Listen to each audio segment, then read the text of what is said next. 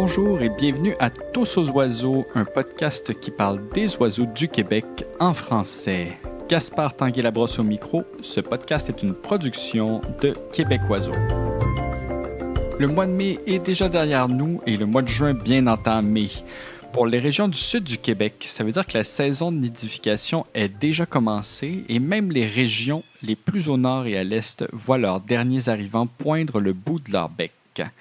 J'espère pour tout le monde que cette haute saison de l'observation d'oiseaux pour le Québec a été propice, que vous avez pu profiter pleinement de la migration, que vous avez observé des oiseaux colorés en grand nombre, peut-être même que vous avez eu une prime coche ce printemps. Pour plusieurs amateurs, c'est la plus belle saison de l'année qui prend fin. Pour certains professionnels, par contre, c'est aussi une saison extrêmement occupée et une occasion en or d'effectuer certains relevés. Partout au Québec, des scientifiques se sont mobilisés pour profiter des grands passages d'oiseaux pour recueillir des données. C'est entre autres la mission de l'Observatoire d'oiseaux de Tadoussac qui suit les passages migratoires avec beaucoup de rigueur depuis des années. Aujourd'hui, notre émission va être entièrement consacrée à cette institution.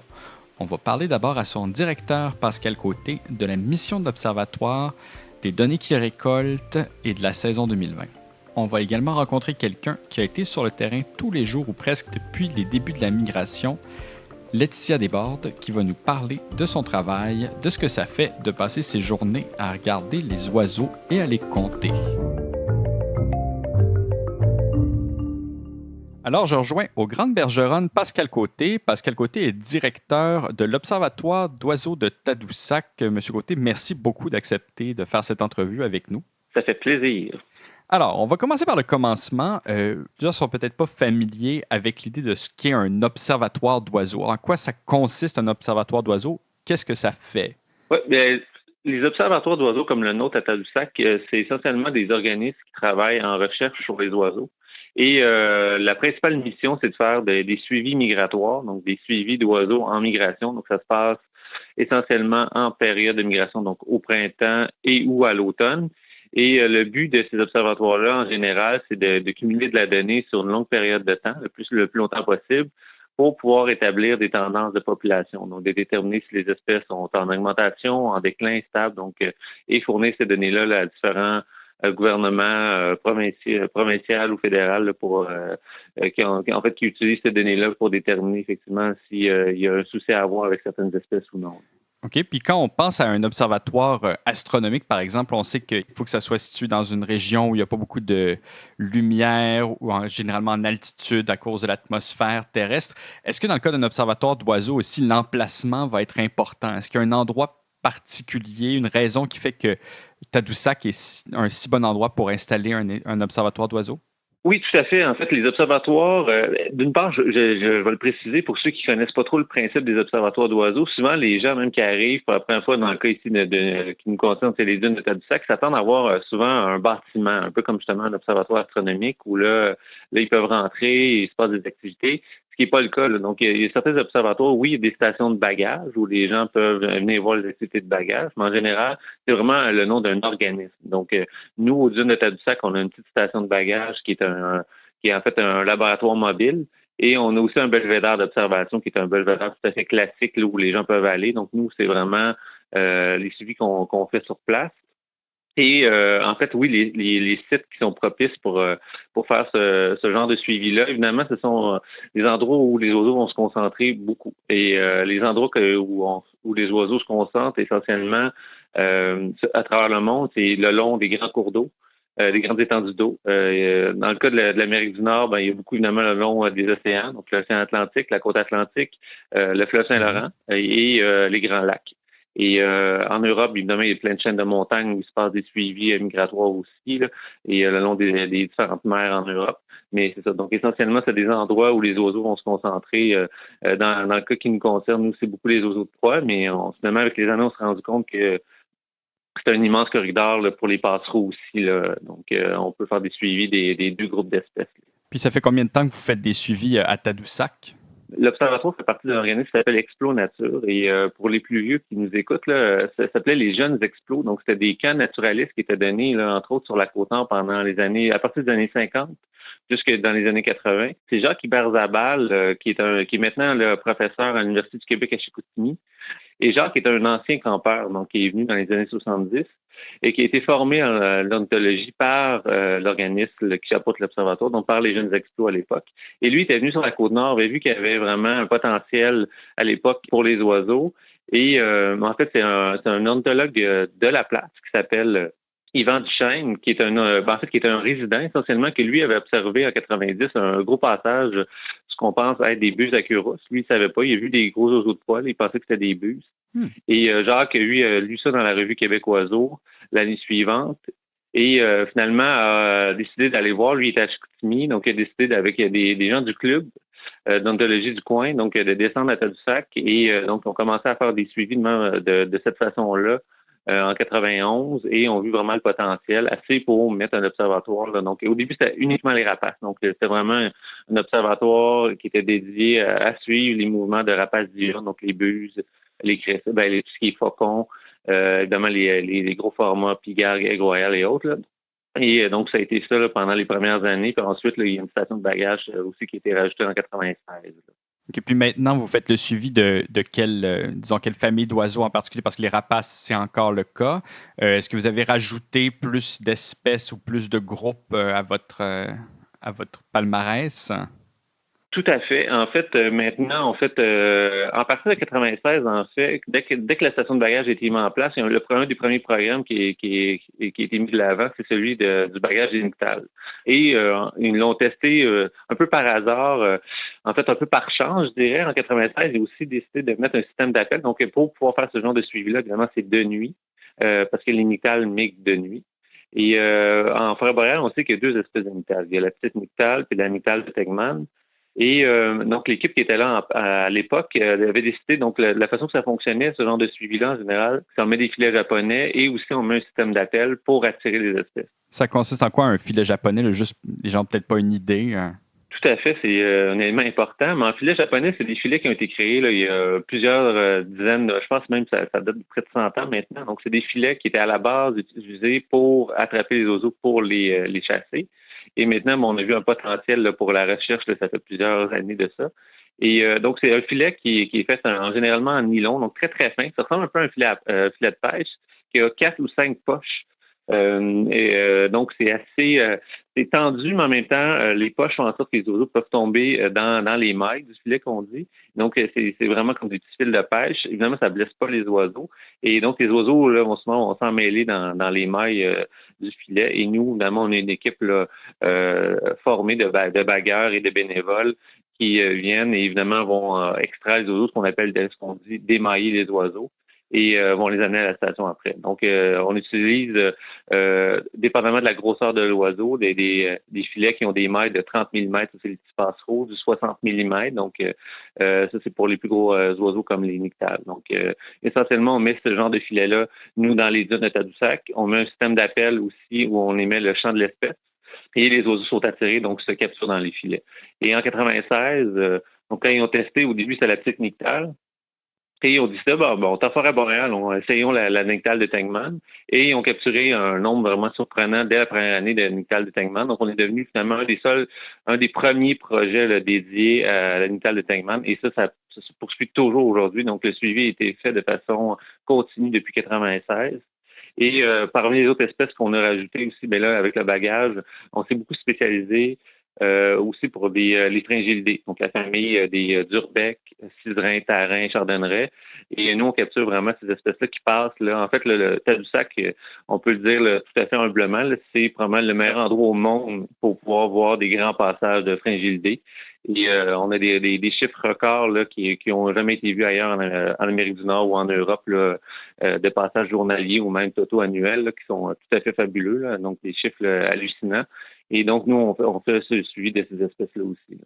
Puis, donc, les oiseaux qui passent, où est-ce qu'ils s'en vont au printemps, puis de où est-ce qu'ils arrivent à l'automne? Donc, c'est quoi l'habitat typique ou les régions typiques d'où proviennent ces oiseaux-là qui vont passer par Tadoussac? Ben, c'est sûr qu'à l'automne, ce que nous, on suit, c'est des oiseaux qui ont niché ce qu'on appelle la péninsule de Québec-Labrador. Donc, c'est essentiellement des oiseaux qui descendent, qui ont soit niché en forêt boréale, à l'est de la rivière Saguenay, vers la péninsule, justement, du Labrador, ou même justement en montant vers le nord. Là. Donc, ça peut aller jusque dans le nord du Québec ou même en Arctique. Et au printemps, ben, c'est l'inverse. Donc, c'est des oiseaux qui, évidemment, qui ont migré vers le sud et là, qui remontent dans leurs aires de nidification, donc, que je viens de vous nommer. Donc, ils vont arriver, mais c'est beaucoup plus dispersé. La concentration à l'automne, en fait, les oiseaux descendent. Ce qui se passe, c'est que, évidemment, vont descendre en forêt boréale, vont arriver au Saint-Laurent, donc que ce soit en basse côte nord ou en moyenne côte nord. Et là, ensuite, là, au lieu de traverser l'estuaire ou le golfe qui est immense, vont longer la rive nord du Saint-Laurent. Donc, ça fait finalement un goulot d'étranglement qui descend jusqu'à Tadoussac. Mais à Tadoussac, finalement, les oiseaux n'arrêtent pas là, donc ils vont continuer jusqu'à Québec. Puis ensuite, à Québec, c'est un peu plus flou. Là. Les oiseaux ont l'air de se disperser un peu plus vers les Appalaches. Donc, ils ne vont pas nécessairement continuer en suivant l'axe là, du fleuve. Mais vraiment, là, tout ce qui est Charlevoix et Côte-Nord, c'est vraiment un immense corridor. Et ça fait en sorte qu'on peut suivre des très, très, très grands nombres d'oiseaux. Mais au printemps, les oiseaux, évidemment, arrivent en longeant, peuvent arriver de la côte atlantique ou en traversant aussi le continent complet, en traversant les Appalaches. Donc, ils arrivent dans le sud du Québec, ensuite vont se disperser sur la côte nord. Et donc, le signal est beaucoup plus faible, je dirais. À part, évidemment, quand il y a des grosses, ce qu'on appelle l'immigration inverse ou des corrections migratoires, où là, ils peuvent vraiment avoir des oiseaux qui peuvent se concentrer le long de la côte dans un phénomène qu'on tente de comprendre là, depuis quelques années. Mais c'est certain, justement, parce que vous parlez de phénomènes, bon, on va parler un petit peu des données que vous ramassez. Euh, c'est certain que les oiseaux, bon, c'est quand même assez imprévisible. Il y a beaucoup de facteurs, j'imagine, qui peuvent rentrer en ligne de compte. Comment on fait pour s'assurer que ces données-là, d'une année à l'autre, vont être fiables? C'est quoi la démarche scientifique derrière pour s'assurer que finalement, vous avez vraiment le maximum d'informations puis que ça ne sera pas... disons que vous avez le moins de facteurs possibles qui rentrent en compte dans des variations de population d'oiseaux, par exemple? C'est sûr qu'il y a des facteurs météo qui sont vraiment importants. Donc, nous, évidemment, on note tout ça. Quand on fait les suivis, on note à chaque heure c'est quoi la météo, parce que ça, évidemment, ça peut évidemment jouer. Mais évidemment, ce biais-là est là année après année. Donc, évidemment, ça amène un certain biais dans les données, mais il est considéré, puis on peut le traiter, ce biais-là. Donc, tout ce qui est facteur météo. Ensuite, le moyen, le biais le plus commun, évidemment, qui peut arriver dans ce genre de suivi-là, c'est un biais au niveau de l'effort d'observation. Donc, s'il y a vraiment un effort là, qui est très variable d'une année à l'autre, ça veut dire, exemple, qu'au lieu de faire un suivi sur 3 mois, on en fait un sur 2 mois par manque de financement, par exemple. Souvent, c'est pas par bonne volonté, là, c'est pas par volonté, en fait, là, qu'on décide de changer l'effort, mais ça peut se produire pour plein de facteurs. Mais évidemment, là, ça amène un biais. Nous, ce qu'on tente de faire, c'est de faire des suivis qui sont le plus standardisés année après année. Donc, dans le cas du bagage, par exemple, pour l'imictal, vu que c'est un suivi de population à long terme, mais évidemment, les filets sont mis au même endroit, suivant un effort qui est évidemment qui suit toujours les mêmes journées pendant l'année. Donc, exemple, du 5 septembre jusqu'au 30 octobre, à chaque année, avec un effort à chaque nuit qui est le même depuis 96. Donc, ça élimine vraiment tout ce qui est biais d'effort. Donc, et les données donc deviennent beaucoup plus fiables de cette façon-là. Comment est-ce que vous traitez, par exemple, bon, ça arrive des fois qu'un printemps va être tardif ou hâtif, ou est-ce que vous avez le droit, entre guillemets, je sais que c'est pas une question de droit, mais de vous ajuster dans la façon dont vous faites les suivis si vous savez déjà, par exemple, que les oiseaux vont arriver un peu plus tard cette année ou un peu plus tôt?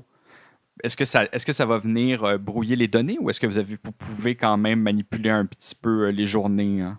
Ben, c'est sûr que le plus important dans ce genre de situation-là, c'est évidemment d'avoir un suivi qui permet de couvrir la plus grande fenêtre possible d'immigration, incluant justement le fait qu'il y a certaines années, ça peut arriver plus tôt, certaines années plus tard. Comme cette année, nous, en fait, on fait un suivi au Bergeron. On a une station de bagages qui est dédiée aux passereaux.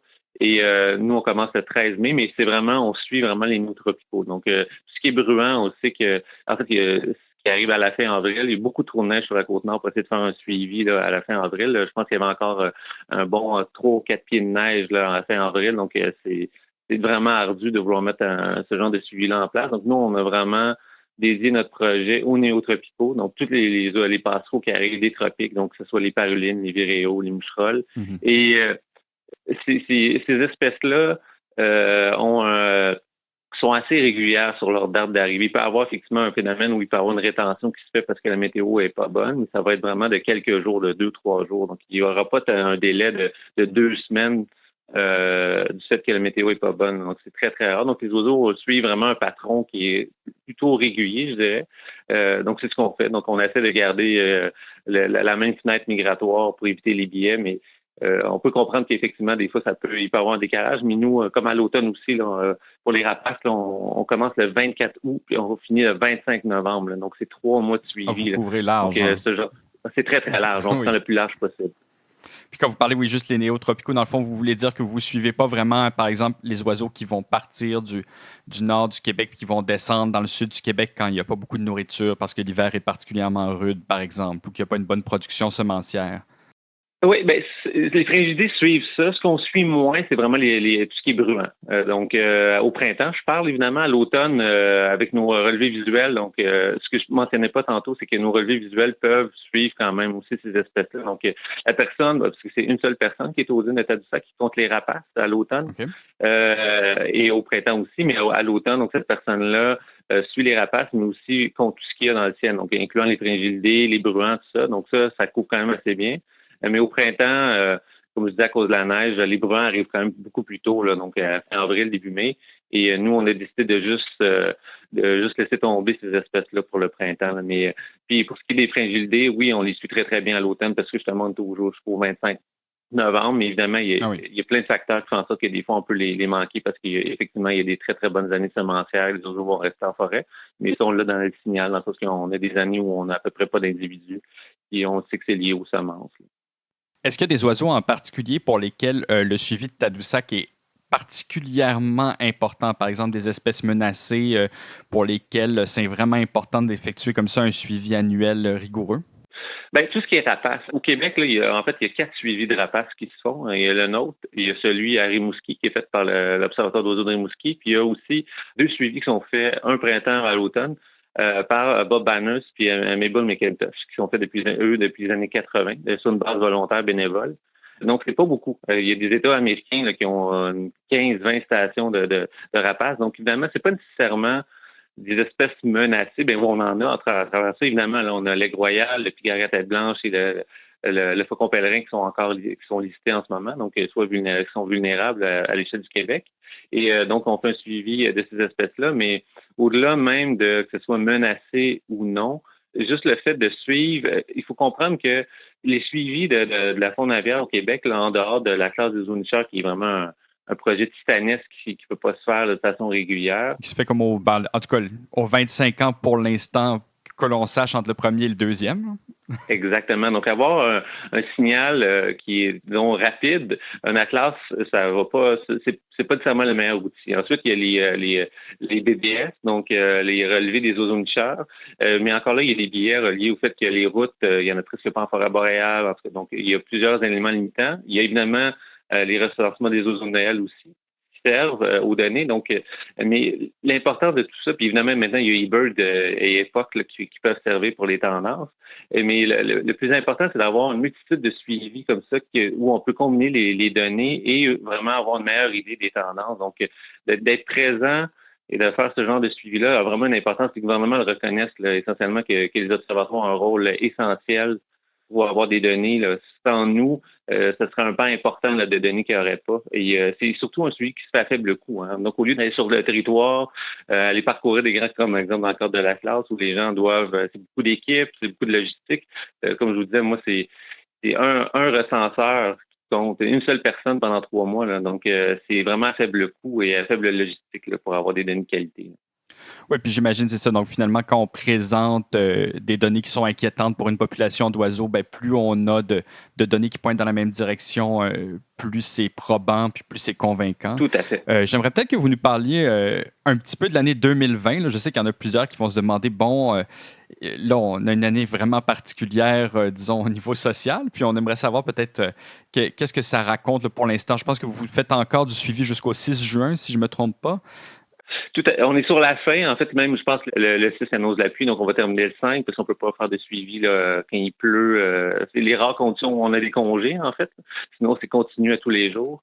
Et ce printemps, en fait, il y a beaucoup de journalistes qui m'ont appelé. En fait, j'ai eu 3-4 appels différents pour me demander si les mesures prises justement de confinement ont eu un impact sur les oiseaux. On dirait qu'il y a vraiment comme une volonté parce qu'évidemment, on a vu ça aux nouvelles, qu'il y avait des fois des grands mammifères qui étaient retournés dans les milieux plus urbains. Ouais, puis les gens ont vraiment besoin d'espoir en ce moment, alors ils espèrent Oui. pouvoir dire ça a servi finalement le confinement, les oiseaux ressortent. Hein.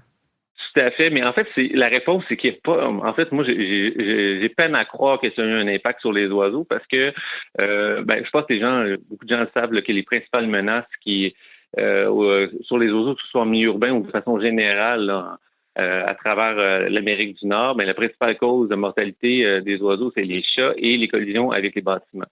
Et je vois mal comment, dans le contexte actuel du confinement, ces menaces-là ont diminué. En fait, vraiment que ça a zéro, ça n'a absolument rien changé. Ce qui a changé, par contre, ce qui est intéressant, c'est plus peut-être l'approche des gens par rapport aux oiseaux. C'est que là, on a eu beaucoup de temps pour observer les oiseaux. Et là, les gens ont remarqué, des fois, peut-être qu'il y en a même qui se sont mis à l'ornithologie parce qu'ils cherchaient des activités. Et là, on commencé justement à observer les oiseaux et de voir vraiment qu'il y avait un potentiel des fois dans leur cours ou ailleurs. Donc, je pense que c'est plus à ce niveau-là, donc au niveau de recruter des nouveaux ornithologues qui a eu un impact. Au niveau des populations d'oiseaux, je pense pas que ça a eu un impact. Comme printemps, pour revenir à votre question initiale, c'est un printemps qui a été bizarre à la base, mais il y a quelque chose qui devient un peu plus inquiétant, qu'on a hâte de voir à l'automne, c'est vraiment au niveau des bruants. Ah oui. Peut-être les gens l'ont remarqué, justement, si les gens avaient du temps, c'est que on n'a pas eu de gros arrivages de bruants cette année. Nous, on avait une hypothèse, puis ça a été le cas aussi l'automne passé. Donc, les juncos, entre autres, qui habituellement, à la fin avril jusqu'au début mai, des fois, on peut en avoir partout dans nos parterres de cours, ceux qui mettent des mangeoires savent. Donc, il y a certaines années, tu peux avoir presque 100 juncos dans ta cour. Mm-hmm. Et cette année, ça s'est pas produit. Puis l'automne dernier, on pensait qu'il y avait beaucoup de semences, les arbres avaient produit beaucoup de graines et on se disait comment que les oiseaux sont tout simplement restés en forêt puis ont descendu un peu incognito sans passer au mangeoir et là vont remonter au printemps. Et alors que là, ce printemps, puis je suis pas le seul à l'avoir remarqué, là, j'ai demandé à plusieurs ornithologues à travers le Québec s'ils avaient observé des mouvements de jonco ou même de bruants à couronne blanche qui peuvent être très nombreux. Et la réponse est non. Et il n'y en avait pas au mangeoir et l'hypothèse d'erreur, ils sont sûrement dans le bois. Moi, je suis allé me promener dans le bois, je pense pas le seul, puis il n'y en avait pas non plus dans le bois. Donc, il y a une petite inquiétude. On a hâte de voir à l'automne prochain, là, parce que le cycle des semences des arbres, c'est aux 2 ans. En général. Donc, on s'attend que ce soit une année semencière plus faible au niveau des arbres. Donc, en théorie, les oiseaux doivent avoir besoin davantage d'arrêter au mangeoir cet automne. Et donc, on a hâte de voir justement, nous, avec nos stations de bagages aussi. Donc, on a une station à Cap-Tourmente aussi, puis à Tadoussac. C'est quoi que ça va indiquer au niveau des données? Est-ce que c'est un déclin réel ou c'est seulement effectivement que les oiseaux ont passé un peu incognito qu'on les a tout simplement manqués? Donc, ça, il y a ça. Sinon, pour les parulines, les autres néotropicaux pour le printemps, je dirais que c'est un printemps qui était vraiment en 2 phases. Là, très, très froid. Il y avait un petit retard. Après ça, il y a eu un gros coup de chaleur. Donc, les oiseaux ont vraiment, ce qu'on pense, qu'ils ont vraiment profité de la fameuse semaine de canicule en mois de mai, après de la neige une semaine avant, pour migrer massivement en quelques nuits. Et nous, on l'a vu vraiment que ça a eu un impact. Les oiseaux sont arrivés très, très rapidement d'un coup parce que les vents étaient hyper favorables dans toute l'est du continent.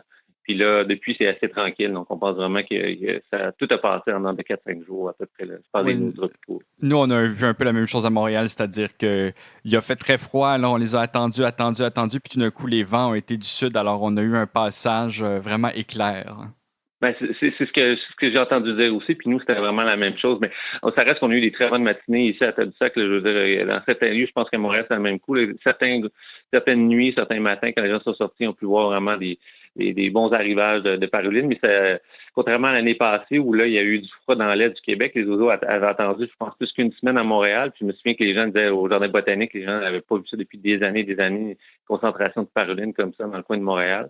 Ça s'est pas produit cette année. Donc ça, c'est vraiment des phénomènes liés à la météo, plus que nécessairement des fois des tendances de population. Donc c'est vraiment, faut faire attention avec les données sur du très court terme comme ça, dire là, tout d'un coup, il y a une augmentation ou il y a un déclin. Là. Oui, d'accord. Écoutez, M. Côté, merci beaucoup d'avoir été là. Merci d'avoir accepté de donner cette entrevue. C'était vraiment très, très intéressant. Puis j'espère que les auditeurs aussi vont avoir apprécié. Mais ça fait plaisir.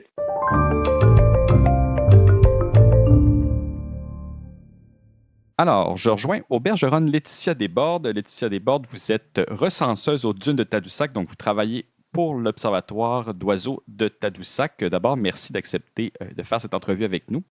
Bonjour, merci beaucoup. Alors, on aimerait savoir déjà qu'est-ce que c'est votre travail, comment vous faites le recensement, de quoi a l'air votre journée type. Oui, tout à fait. Donc, je travaille à l'Observatoire d'oiseaux de Tadoussac, aux dunes exactement, à partir du belvédère Yvan Duchesne, situé aux dunes à 5 km au nord-est du village. Donc, la journée commence une demi-heure après le lever du soleil pendant 5 heures consécutives. Je relève tous les oiseaux observés sur le site. Mais mon attention se porte prioritairement sur les migrateurs. Donc, lors d'un grand passage migratoire, je dénombre les oiseaux jusqu'à ce que le mouvement s'essouffle au maximum jusqu'à 4 heures en après-midi. Donc, généralement, passé 7 heures, peu d'oiseaux continuent leur migration. En fin de journée, je vais compiler les données afin que ce soit à jour. Donc, passé 7 heures le matin, en général, la migration est déjà terminée. Pas forcément. Ça peut se déclencher vraiment en journée. Donc, pour l'instant, ce qu'on voit, c'est plus à l'aube où il peut y avoir un mouvement qui commence déjà, mais parfois, c'est un petit peu plus tard dans la journée. Puis bon, pour les gens qui ne sont pas nécessairement familiers avec l'Observatoire d'oiseaux de Tadoussac, moi, des fois, je vois passer des listes avec des nombres d'oiseaux. Puis des fois, vous avez vraiment là, des mouvements absolument spectaculaires, là, des centaines ou même des milliers d'oiseaux. Donc, comment est-ce que vous faites pour compter, par exemple, 2000 individus d'une espèce de paruline? Oui, en effet, ça peut être surprenant. Ce qu'il faut savoir, c'est que les dunes offrent un paysage vraiment panoramique qui surplombe le Saint-Laurent, qui permet d'avoir une excellente vue. Donc, le fleuve est considéré comme un obstacle naturel pour les oiseaux. Donc, ils vont longer les côtes. C'est à ce moment-là qu'on va dénombrer les oiseaux en passage. En fait, je vais comme compter et identifier les oiseaux, ce qui s'effectue par l'observation et par l'écoute. Donc, les oiseaux les plus éloignés, par contre, sont identifiés à la famille, comme les parulines, par exemple. On va noter paruline SP, parce qu'il est vraiment difficile, sous certaines conditions, d'identifier chaque oiseau à l'espèce. On peut être à contre-jour ou encore la distance. Pendant les grandes migrations, je suis rejointe par l'équipe de l'observatoire qui me rejoignent sur le site et on se divise le site, ce qui est comme plus facile. Donc, on va compter les oiseaux à l'unité, mais pendant les grandes journées, par exemple, on va plus les dénombrer par dizaines, selon l'intensité, rarement plus, avec l'aide de compteurs. Donc, à chaque heure, je vais comme inscrire les observations en notant les espèces, le nombre et la direction des oiseaux. OK. Puis est-ce qu'il y a des.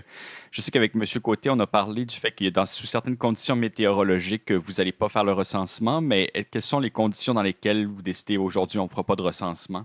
Oui, tout à fait. Ben, dans le fond, le cas des journées où il y a de forts vents ou une pluie soutenue, on sait très bien que les oiseaux ne migreront pas.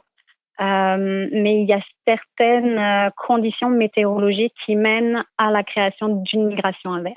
Est-ce que vous le savez déjà le matin, par exemple, vous vous levez puis vous vous dites ah, aujourd'hui, là, on a une bonne journée entre les mains, puis vous savez déjà avant de vous rendre aux dunes que ça va être excellent ou vous avez des surprises des fois? Exactement. Dans le fond, on regarde énormément la météo. Donc, on peut voir ce qui se passe la veille.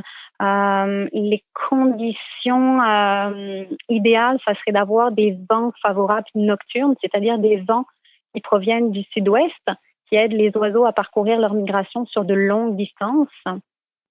Et pour créer des conditions parfaites en fin de nuit ou en matinée, l'arrivée d'un front froid avec des vents provenant du nord-ouest permettront d'obtenir une migration inverse. Donc, on peut prévoir ce mouvement en fonction des patrons météo. Mais on a toujours des surprises. Donc, ça arrive qu'on assiste à un très grand déplacement nocturne sans qu'il y ait aucun mouvement le lendemain. Au contraire, les oiseaux se dirigent vers le sud-ouest malgré des vents de face. C'est pour ça qu'on étudie ce phénomène, c'est pour en connaître davantage. Puis, quand nous, on fait de l'observation, évidemment, c'est vraiment un privilège de pouvoir assister à ce genre de mouvement-là. C'est pas tout le monde qui peut le faire. Est-ce que vous pouvez nous dire un peu de quoi ça a l'air lorsqu'on a des centaines de parulines? C'est quoi la sensation d'avoir ce genre de mouvement-là là, quand il y a des journées exceptionnelles là, où il y a des centaines ou voire des milliers d'oiseaux? C'est assez spectaculaire quand on voit des milliers d'oiseaux passer, des parulines passer devant nous. C'est assez spectaculaire. Ce qui est impressionnant, c'est pouvoir, lorsqu'elles sont assez proches, pouvoir les identifier, connaître exactement l'espèce et pouvoir comme ça avoir des noms beaucoup plus précis que parulines non identifiées malheureusement. Mais les chiffres peuvent monter très très haut. C'est vraiment, je me considère extrêmement chanceuse de pouvoir vivre ça. Ce qu'on a vécu exactement le 28 mai 2018. Donc, ça a été des centaines de milliers de parulines qui ont été dénombrées cette journée-là. Ça a été une très belle surprise. Ouais, je me sens extrêmement chanceuse. Et puis, si je me souviens bien, cette journée-là constituait presque un record pour certaines espèces là, du nombre d'individus de certaines espèces observées dans toute l'Amérique du Nord ou n'importe où. Hein. Oui, exactement. On a vécu une grande première. Ça a été, nous, on a été dans le fond l'équipe de l'Observatoire d'oiseaux de Tadoussac. Nous n'étions pas encore situés aux dunes. On était au quai de Bergeronne, à 20 km au nord-est de Tadoussac, au quai des Bergeronnes, où le site est un petit peu plus enclavé, mais où on a pu dénombrer 200 000 parulines, ce qui a été une grande première. Une autre équipe était située aux dunes de Tadoussac, où eux, ils ont estimé 700 000 parulines, donc ce qui est énorme. C'est vraiment effectivement énorme. Et puis donc, le recensement prend fin, je pense qu'il vient de terminer, si je ne me trompe pas, je vous attrape vraiment sur la fin. De quoi a eu l'air l'année 2020? Comment vous pouvez la comparer aux autres? Je ne sais pas combien d'années ça fait que vous le faites, puis comment vous décririez l'année qui vient de se terminer pour vous? Ben, enfin, le printemps, disons, qui vient de se terminer, pas vraiment l'année, pas finie. Dans le fond, chaque année est vraiment différente. On est à notre 3e année consécutive. On a débuté ça en 2018, même s'il y a eu des suivis auparavant depuis les dunes, au début des années 2000. Et puis également, il y a eu un suivi plus complet qui a été effectué en 2011. Mais chaque année est vraiment différente. En 2018, ça a été une année exceptionnelle. Puis à mon sens, on n'en vit qu'une seule dans sa vie. Et cette année, on a observé seulement 2 journées de mouvement inverse de parulines. Ça a commencé le 22 mai, où on a dénombré 11 000 parulines. Puis le 25 mai, où quand même l'équipe a vécu sa 3e plus grande migration inverse avec 48 000 individus. C'est déjà pas mal. Donc, on est à la... Oui, exactement. C'est vraiment exceptionnel à ce moment-là. En 2011, il y a eu une magnifique, un beau passage aussi de parulines avec 52 000. Puis, en effet, en 2018, l'année record. Laetitia Desbordes, merci beaucoup d'avoir été avec nous. C'était vraiment un plaisir de vous parler. J'espère qu'on aura d'autres opportunités de se parler de tous ces sujets-là. Ça fait plaisir. Merci à vous. C'est déjà tout pour cet épisode. Avec la nidification qui commence, on vous souhaite à tous de pouvoir observer certains des comportements les plus intéressants de nos oiseaux préférés, lorsqu'ils sont au nid, lorsqu'ils protègent leur territoire ou lorsqu'ils nourrissent leurs petits. D'ici là, Québec Oiseau a déjà plein d'idées et de nouveaux concepts à vous présenter dès le prochain épisode. Alors on vous invite à suivre, à vous abonner à la balado-diffusion et à rester alerte pour la sortie du prochain épisode. À la prochaine!